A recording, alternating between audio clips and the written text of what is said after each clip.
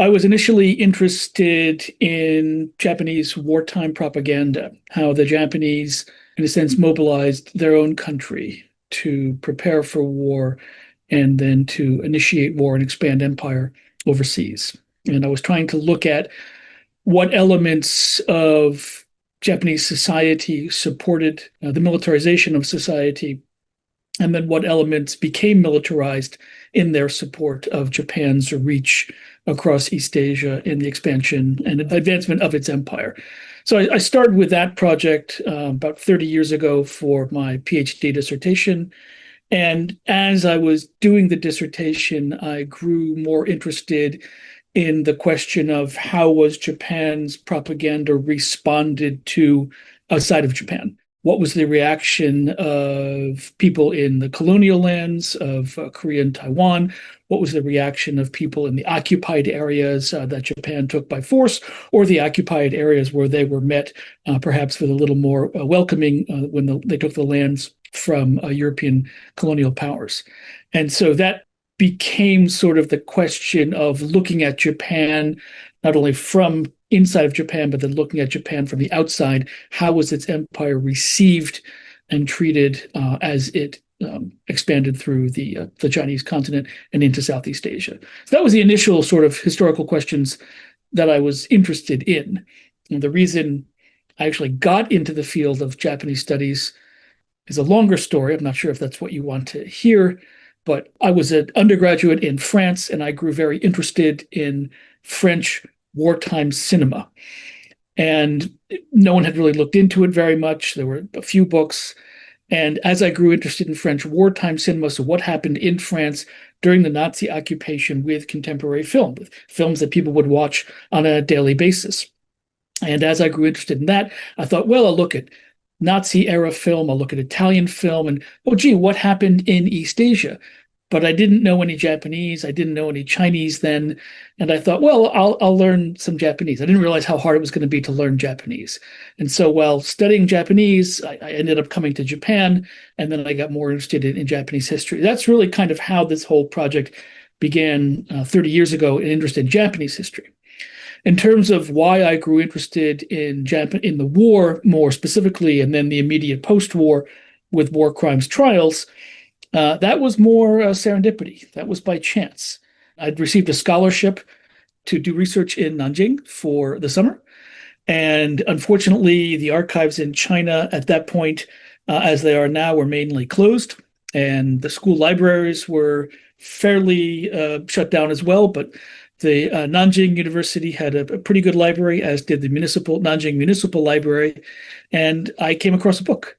And the book was written by one of the KMT, one of the Chinese nationalist judges who had run a war crimes tribunal of several Japanese in post-war China. And I thought, oh, I've never heard of this.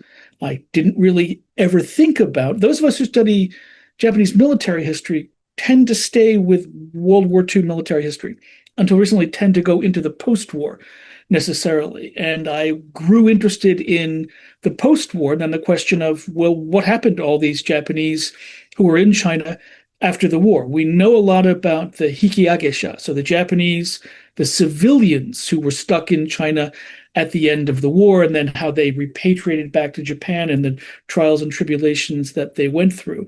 But what about the Japanese military? How did the war end in China, and how was justice pursued? And because I had studied about the Tokyo war crimes trial in Japan under a well-known Japanese professor, Aoya Kentaro, I knew about that side of the equation. I knew what happened in Japan with the Tokyo War Crimes Tribunal, but I didn't know much about what happened outside of Japan in war crimes tribunals.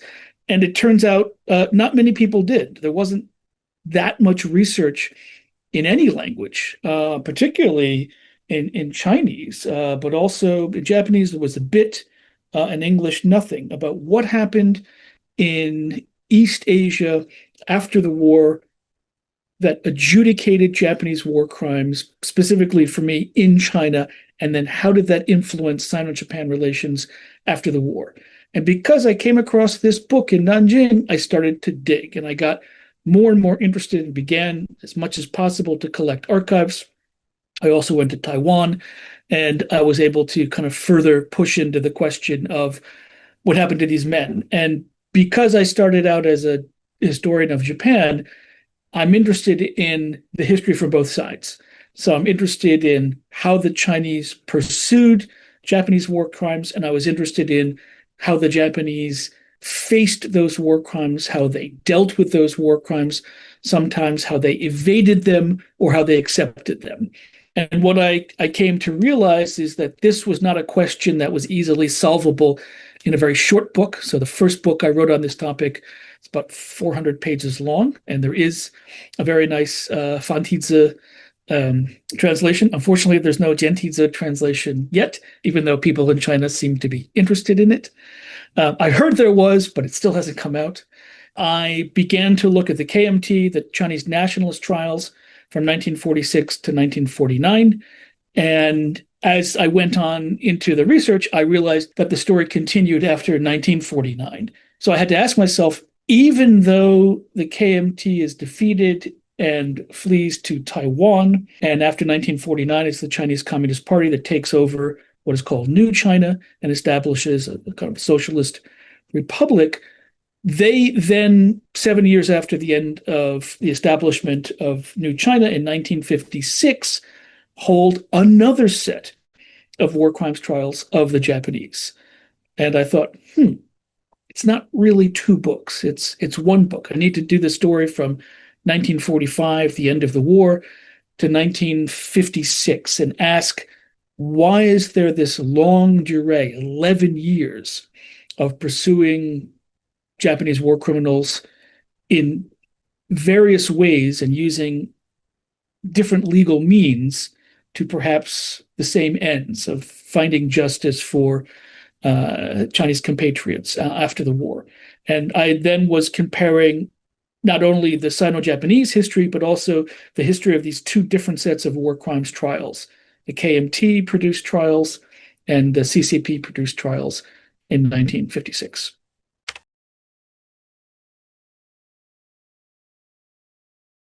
So this is the 80th year of the end of World War II.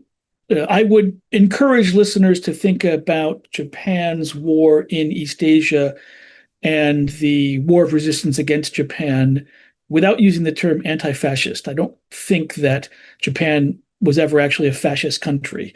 It needs to be differentiated in terms of how we remember it from the way in which Italy and the way in which Nazi Germany were run. But of course, many in China, particularly in the KMT and the CCP, guerrilla armies had an anti-Japan resistance military stance, but there was no anti-fascism necessarily, and I would sort of stress that. So it's the 80th year of the end of the war, and it's important to remember, as Professor Kitoka Shinichi, a scholar and former diplomat of Japan, has said, that Japan's war was an aggressive war, and that Japan invaded China, and that needs to be remembered, and that needs to be recalled, and that history, while it's being investigated and detailed, does that historical responsibility in legal or moral terms still lay on the shoulders of young Japanese today?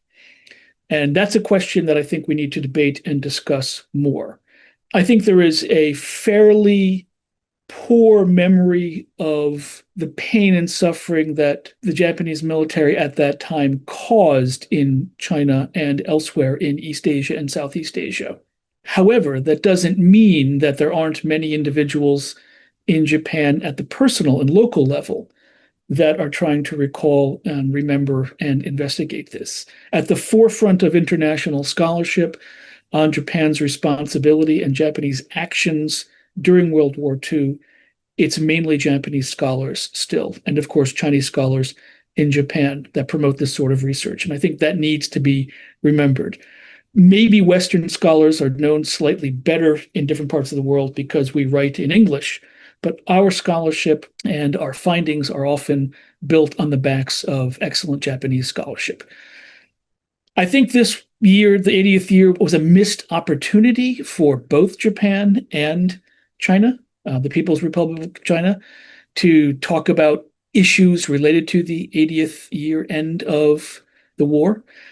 Certainly because of the political issues in Japan with a weak prime minister who just resigned and a cabinet that was about to fold, there didn't seem to be time, nor was it the place for the Japanese cabinet to really issue a strong statement of recognizing the history and suffering that Japan had caused more than 80 years ago in China and elsewhere in East Asia. At the same time, it's the 80th year of the end of World War II. This is a long time, right? The generation that was responsible for the war and the generation that took part in that war has all but disappeared, both in Japan and China and elsewhere. And I was thinking about this in preparation for this discussion. In 20 years, it'll be the 100th anniversary of the end of World War II in East Asia. I'll be 77 years old. Hopefully, I'll still be alive if all goes well. We don't succumb to global climate change and other issues in the world. And I was thinking, what do I want to remember? What do we want to, what should we remember in 20 years from now, the 100th anniversary? Should we be recalling the same stories about the war that we recalled at the 50th anniversary or the 75th anniversary, or the 80th anniversary? Or should we be telling those stories and remembering those events in addition to something else? And for me, it's that in addition to something else that I think we're forgetting. That there's an opportunity in the 80th year of the end of the war, a changeover from one generation to the next, to think about not only Japan's aggressive war and war responsibility, but about how different Japan and China are today. Now, China has manifested this difference fairly well, I think, with its parade on the 3rd of September demonstrating a very strong military. I don't think that that was necessarily the way to go. I don't think it achieved perhaps the results that the government wanted, but nonetheless, that's what it decided to do. On the other hand, there's Japan. Japan didn't have a parade on August 15th. It didn't issue a statement, but it also didn't issue any statement denying the end of the war, which is a positive thing. And one has to think of how different Japan is 80 years after the end of the war than the aggressive Japan of 1945. Japan has self-defense forces, but it still is bound by Article 9 of the Constitution, which a majority of the people do not want to change. So it's a pacifist constitution, which allows it to have defense, but no offensive military. And Japan arguably has been a very positive role for stability and economic growth, not only economic growth and stability for China, but economic growth and stability for the rest of East Asia. And I think that part of the conversation needs to start being included in future war memorials after this year. Because at the 100th year anniversary of the end of World War II, what I would like to see is Japan and China standing on the stage together, talking about mistakes of the past and responsibility for the past, but also the future. And for me, that was a failed opportunity at this 80th year.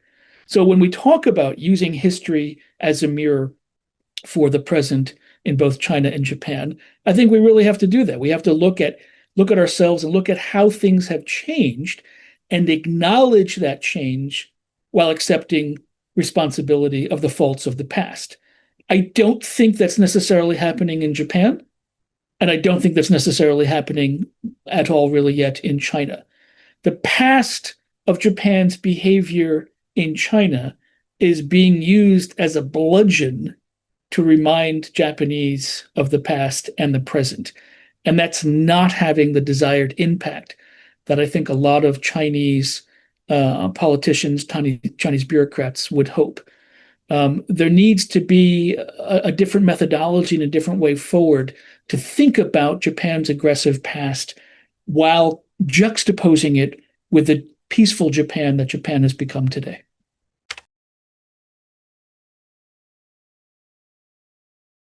Well, I think it's relatively easy to see in Japan that modern Japanese history is not taught very well. We can talk as much as we want about politics and responsibility for the past, but generally your average young Japanese student is not really aware of what happened in World War II, and nor do they much care. Fair enough. It's not really relevant to their lives. I would argue that for many young Chinese as well, World War II is not necessarily relevant to their lives as well. I'm always struck by this duality when I talk to young Chinese people or students. They know a lot about the war because it plays a large role in the Chinese curriculum, but they also are very interested in Japan. And they like to travel to Japan. They like to study in Japan. So there's a real duality in terms of what they're taught about the nature of Japanese military bestiality during the war, and of course what they know about contemporary Japanese popular culture and what they see on TV and what they like about contemporary Japan. They're able to balance that. I'm afraid perhaps that balance is not happening in Japan. Very nationalistic, patriotic education about the war is producing in China, from the Japanese angle, are Japanese who are not really interested in China. Young Japanese are studying Chinese and Chinese culture and Chinese history less and less each year. And that is a recipe for future disaster, I think. China is an extremely important partner for Japan's future, but also for the future of East Asia and for the future of many in the global world, of course. China plays a significant role, much different than it did 20 or 30 years ago. And for Japan's closest neighbor to ignore Chinese history and Chinese language and culture, I think will be a detriment. So one way to help change for the future is to assist young Japanese to think about studying Chinese and Chinese history, but also to help Chinese history in China not be so nationalistic and strident that it pushes others away from wanting to engage. And I think that's precisely the impact of the September 3rd parade, which has confirmed the worst fears of a rising militaristic China. And that fear has become palpable, perhaps, or that fear has risen in Japan. And I think that's a further recipe for disaster. So I think those two issues, education on both sides, less nationalism, and more engagement, are one way of assuaging this problem or kind of ameliorating this problem as we move forward.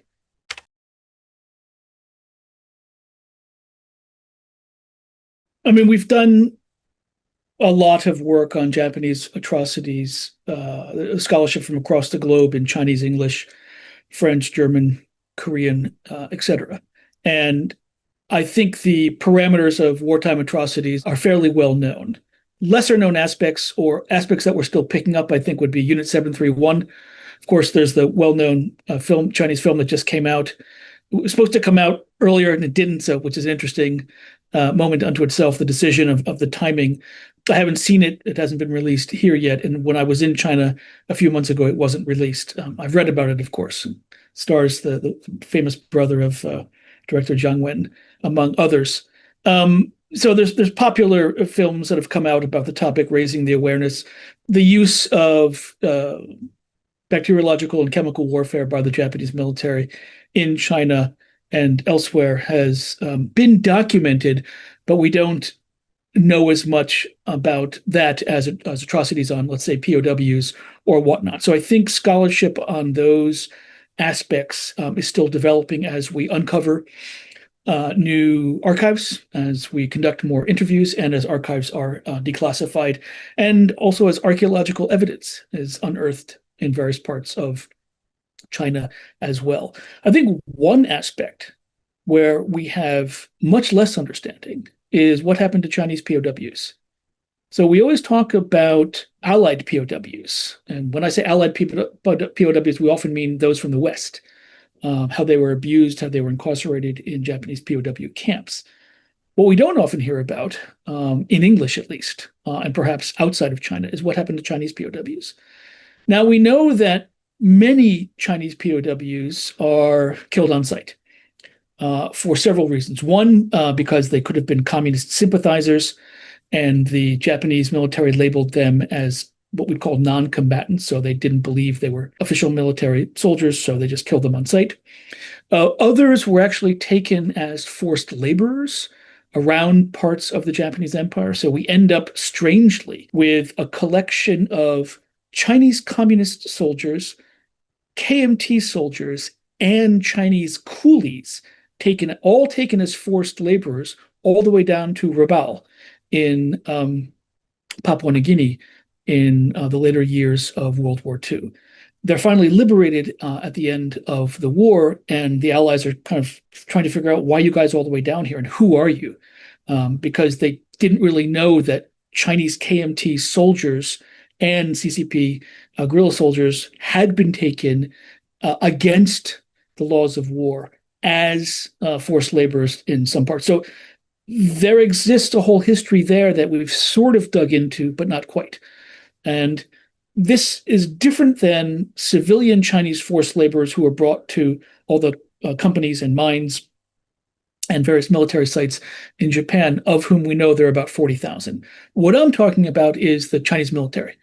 The Chinese military men who fought against the Japanese, what happened to those men? Again, most were killed either in action or after, but we don't really have any concrete records from either side.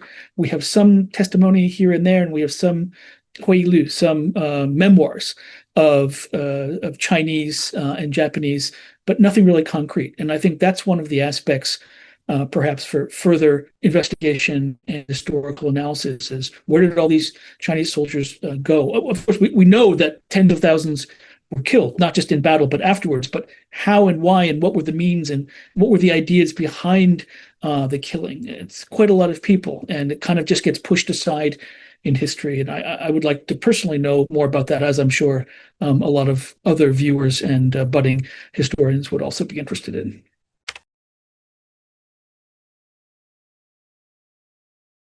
The first book on this topic that I wrote, Men to Devils, Devils to Men, was trying to reconstruct the history of what the Chinese and Japanese were facing in the China theater at the end of the war.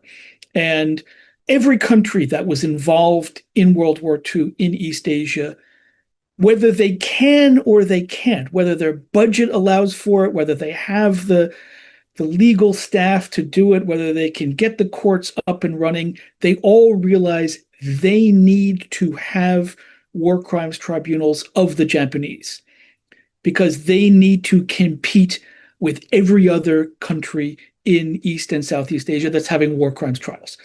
So the Chinese see that there's a war crimes tribunal in Tokyo, and of course they send staff there. They see that there are war crimes tribunals happening in the rest of Southeast Asia by the British, by the Dutch, by even the French in Indochina, and by the Australians. And they realize they cannot avoid having their own trials of the Japanese. But they face several problems. The first problem they face is that China is a country facing catastrophic problems after the war. 100 million refugees, no food, economy is in shambles. The government is in shambles, right? The KMT is there, but of course the CCP is pushing against it, and the Soviet Union has come down from the north as well. And there are very soon 80,000 US Marines helping out in China as well, but somewhat creating more instability in certain major urban areas. So it's complete chaos.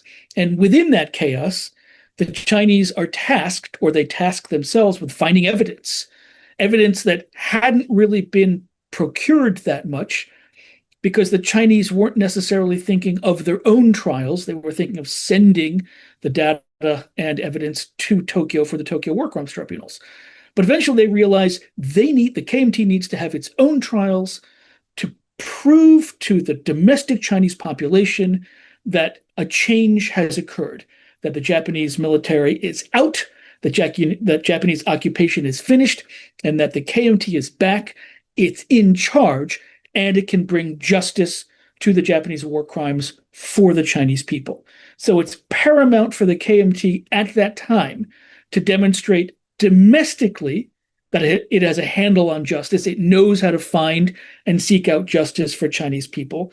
But it's also important for the KMT to demonstrate internationally that it is the correct authority for the proper management of post-1945 China. Because even though Chiang Kai-shek is there on the international stage. Not many of the major European and American powers have faith in the KMT. So the KMT, in some ways, are going to use the theater of the stage of war crimes tribunals to demonstrate their understanding of international law, to persuade two populations, domestic and international populations, that the KMT is back and it's in power. In a sense, that's the first problem. The second problem is that there's a huge shortage of staff. The best qualified Chinese legal staff are sent to the Tokyo War Crimes Tribunal. There is still tertiary staff around China, but everything is dislodged. Right? Where do they hold the trials? Many major buildings are destroyed.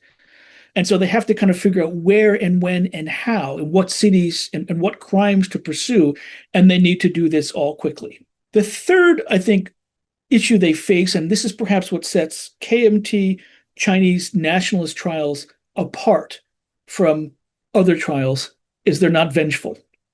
Chiang Kai-shek declares very quickly in August 16 that the phrase is used later. He doesn't use it in his actual speech, but it's 以德报怨. So they are going to repay Japanese malevolence with Chinese benevolence.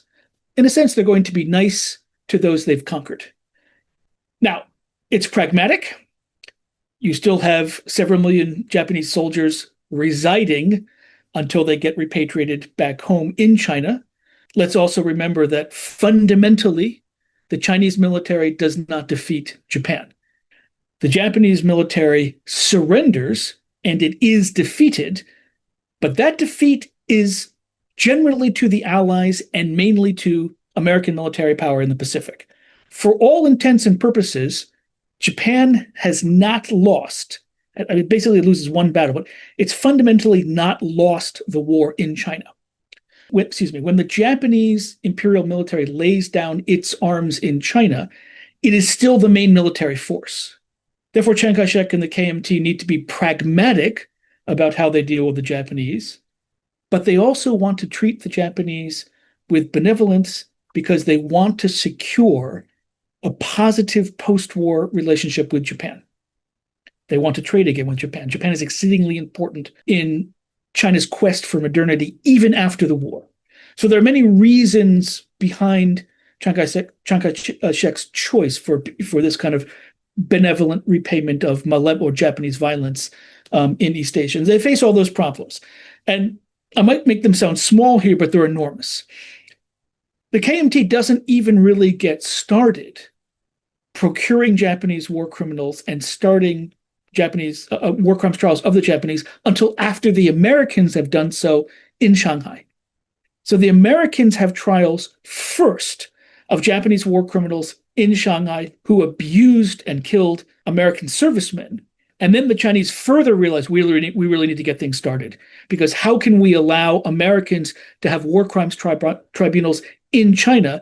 China is now sovereign. So the Americans had kind of neglected the fact that China had fully regained legal sovereignty in 1943 as part of the deal that everyone made so that China would really join the war effort and be treated as an equal. And so America ignores that and has trials in Shanghai, which irritates the Chinese. And there are kind of many other interventions by different countries, the British and the French, all trying to kind of have their own trials on Chinese sovereign territory. And so it's very important for the KMT to delineate what its geographic territory is. What is the territory of China? And one way to also do that is through war crimes tribunals. Because if you think about it, a war crimes tribunal says, if you commit this crime here, then it's in our land. If you commit a crime over there, well, that's not our sovereign territory, that's the next country over.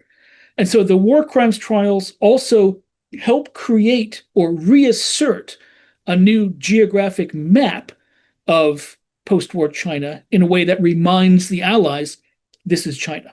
So, the political considerations in there are that China needs to show both its domestic population and internationally who's who and that we're in charge now.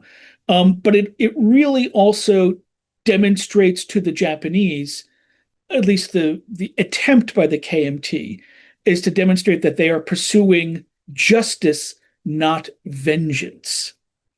And it's very interesting to recall, if one doesn't know, that in Japan, at the time, several years after the post-war, there are various monuments and shrines to Chiang Kai-shek around Japan, thanking him and the KMT for the benevolence they showed the Japanese after the war, that they didn't pursue a policy of vengeance, that they pursued a policy of justice, and that the Japanese were mainly allowed to return home and repatriate. So that had a very positive effect. And that effect and that policy will have a huge impact on Mao Zedong and Zhou Enlai's policy about their own war crimes trials in 1956.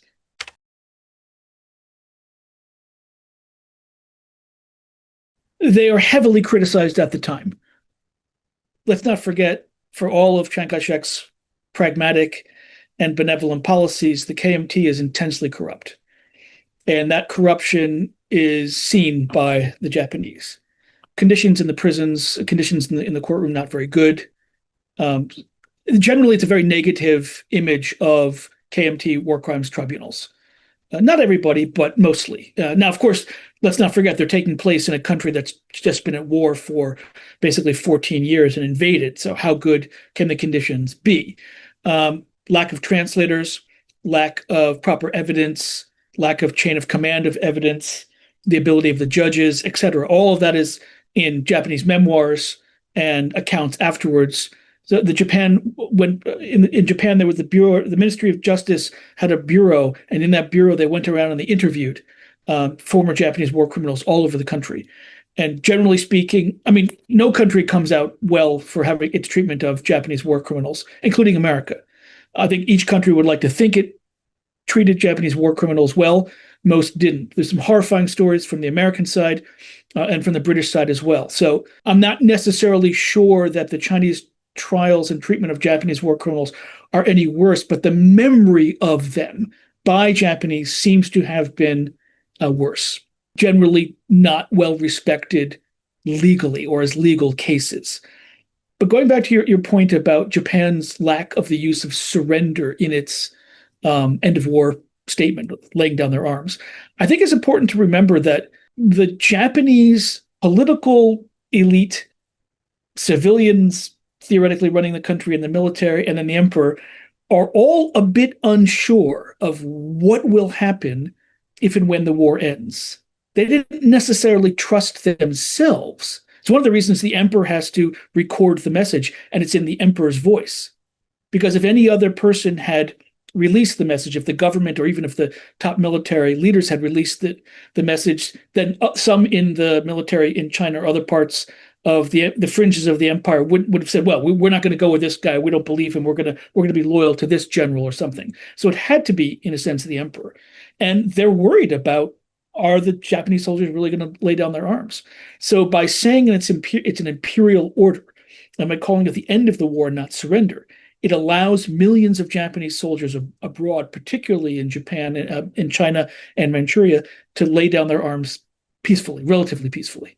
The fighting still goes on in some parts, but generally speaking, it's a pragmatic strategy to allow that to happen. So I think that was a fairly good tactic, a fairly positive tactic to take.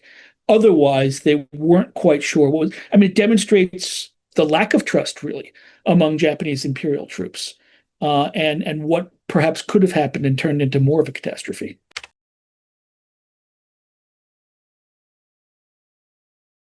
I think the biggest issue about historical memory in Japan is that it's the end of the war domestically in Japan.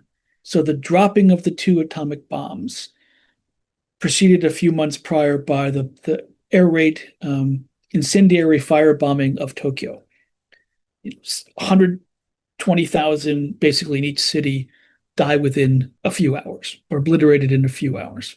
And it's the memory of that suffering domestically in Japan that becomes then the memory of the war. What the Japanese fail to recall is the memory of the pain and suffering that the Japanese caused at the periphery of empire or throughout the empire outside of the main islands. And so that's, I think, the biggest gap, that the Japanese recall their own suffering, particularly in the later stages of the war. And the rest of what happened outside it is mainly forgotten.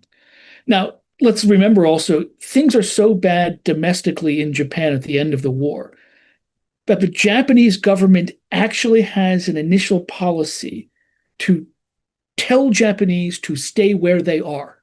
Do not come home. Do not repatriate.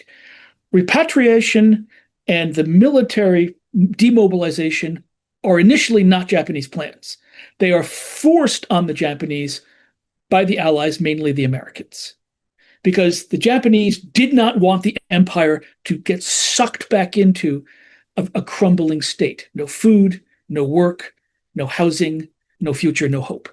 10 million, approximately, 10% of the population, 10 million people coming back, 7 million civilians, 3 million soldiers, is not going to help things out. So everyone wants the empire to stay where it is. Here's the amnesia in Japanese kind of historical memory. Unlike European colonies, unlike, let's say, former Nazi-occupied areas, the Japanese don't have to deal with all the problems of decolonization and de-imperialization. Everyone does it for them. They're the ones who repatriate the Japanese.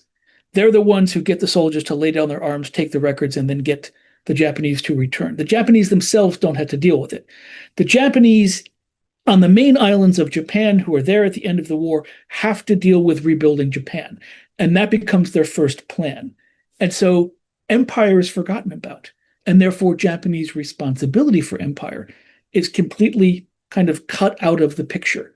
And it doesn't really return in some ways until, I would say, kind of perhaps the 1970s and the 1980s, when people begin to talk about Manchukuo and Korea and Taiwan and the colonies. So post-war Japan politics focuses on rebuilding. Post-war Japan memory focuses on the suffering. And it doesn't really think about what happened prior to 1945 until much more recently. Contrast that with everyone else around the empire who deeply remembers the suffering under the Japanese imperial reign and remembers the struggles afterwards, right? Most of the countries that Japan had occupied, China, Korea, but also, Philippines, etc., Vietnam, they have civil wars. So they all continue to struggle. And therefore, the history of the war and the history of that continued struggle in a civil war remains very important to them and very close to their heart. Whereas Japan kind of is on the path, is an entirely different path. It's on a path toward reconstruction. So its history is completely divorced post-1945 from the history of what it had caused, but also the history of post-empire in East Asia.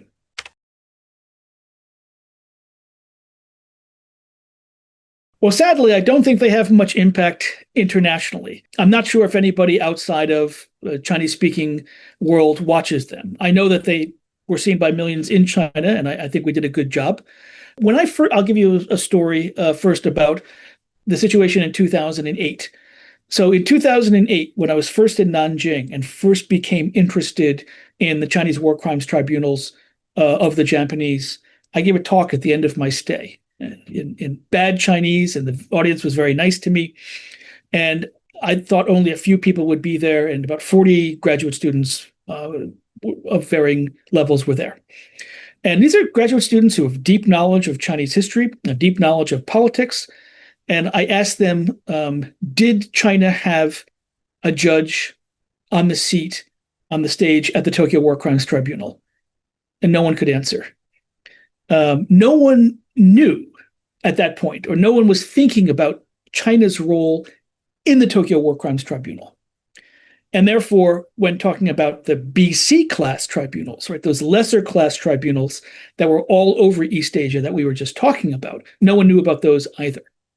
A few years later, because there was a film, the Dongjing Shanpan film, and then they had the Dongjing Shanpan 那个研究中心 at Shanghai Jiaotong Daxue, people began to learn more about what had happened in the Tokyo War Crimes Tribunal from the Chinese perspective, but also what was going on in China. But in 2008, no one knew. So I think the documentaries that we made, I made first with the Shanghai media and then with Jiangsu media, I think they've opened up some avenues of understanding about what was China's role in adjudicating wartime responsibility and justice toward and with Japan. I think that's very important. I wish there were a Japanese version. Unfortunately, there's no Japanese version. I think it's very important. Japanese NHK, national broadcaster here, and other TV media are interested and often do excellent documentaries about Japan's empire, Japan's aggressive war, and they interview a lot of individuals and they put that on the web. And I think this would have been an interesting parallel for them to see the situation from the Chinese side. In terms of people viewing it in the West, one of the issues that scholars who do the history of East Asia that we face in the West is that there's no interest. I have found much less interest in my scholarship and the documentaries in the UK and America, and much more in Korea, Taiwan, China, and Japan. And I think a Korean version would also be important and interesting. There's a whole range of Korean war criminals, and the Korean issue in post-war East Asia is also a very difficult issue to unravel. And they're beginning to talk about it now more freely in Korea as well.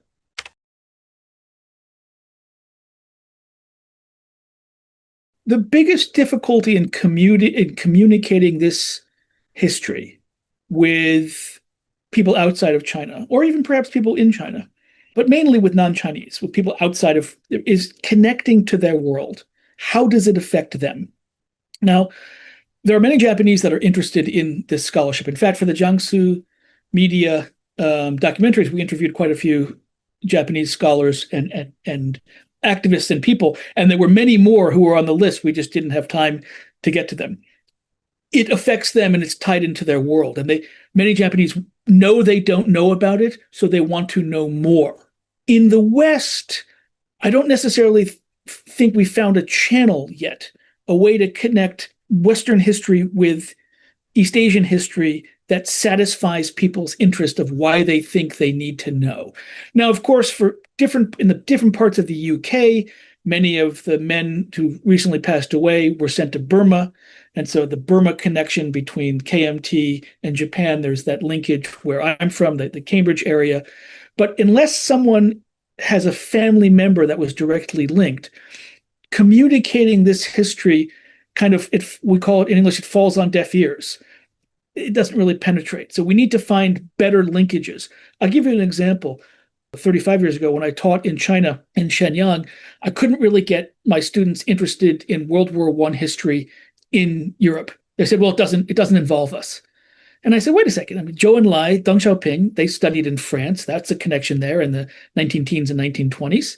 Students then didn't know much about it. And I said, wait a second, what about all the Chinese laborers that were sent to factories in the UK and France to take the place of European men so that European men could go to the front and fight? I said, that really links the two battlefields, China and Europe. Now, students 35 years ago didn't know much about it because not much had been written about it then. Now there's a historian at Hong Kong University, Xu Guoqi, who wrote a really good book about that, and others. And so it's much more known about now, and more people are digging into that. But we haven't, I don't think, yet found perhaps that linkage.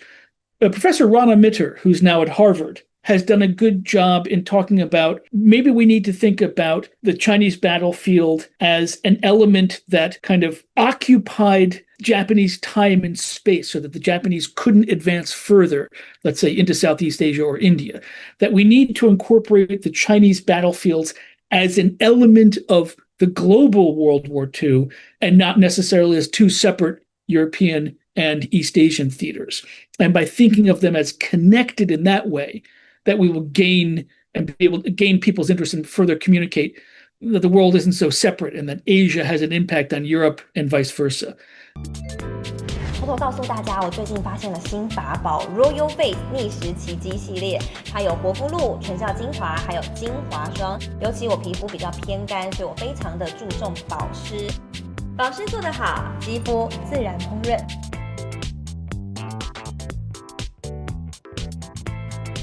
提亮肤色更年轻，抚平皱纹超有感，而且气色变好，用心保养，每天都更美一点。